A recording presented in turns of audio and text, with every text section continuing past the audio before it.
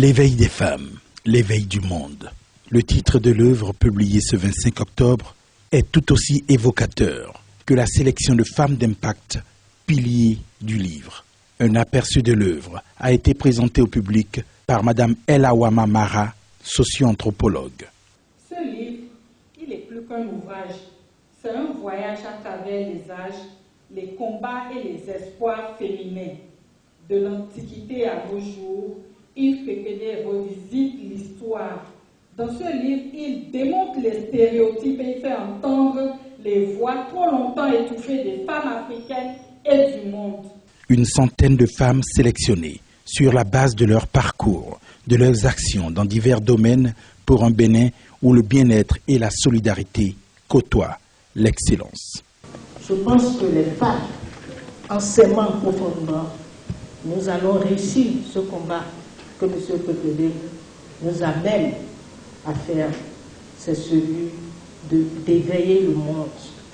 Chaque femme détient une force créatrice, un génie silencieux, une énergie qui, une fois éveillée, transforme son environnement, sa communauté et son pays. L'éveil, c'est d'abord la conscience de cette puissance intérieure. C'est ensuite le courage de la mettre au service d'un idéal collectif. Auteur de l'œuvre, Yves Pépédé a fait savoir à tous les motivations de son écriture.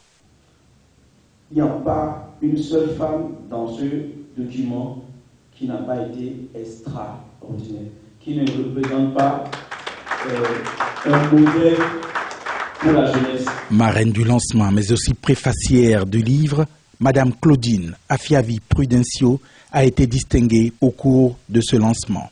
Elle a ensuite exprimé la perception que lui inspire le roman publié. L'éveil des femmes, c'est le matin du monde. Après de longs siècles de crépuscule, c'est la levée d'une parole longtemps contenue, le déploiement d'une lumière trop souvent différée. C'est la proclamation que la femme n'est pas la périphérie de l'humanité, mais son cœur battant, son souffle créateur, sa mémoire et son avenir. Monsieur Yves Pépédé, auteur de cet ouvrage et promoteur du forum Éco-Femmes, incarne par son parcours une alliance rare en discrétion et constance, loyauté et profondeur d'esprit. En publiant ce texte, il ne signe pas un acte partisan, mais un acte de foi.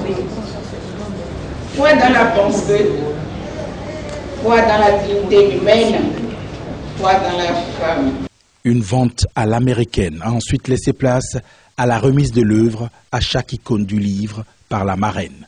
La séance dédicace de l'auteur a clôturé cette riche soirée de lancement.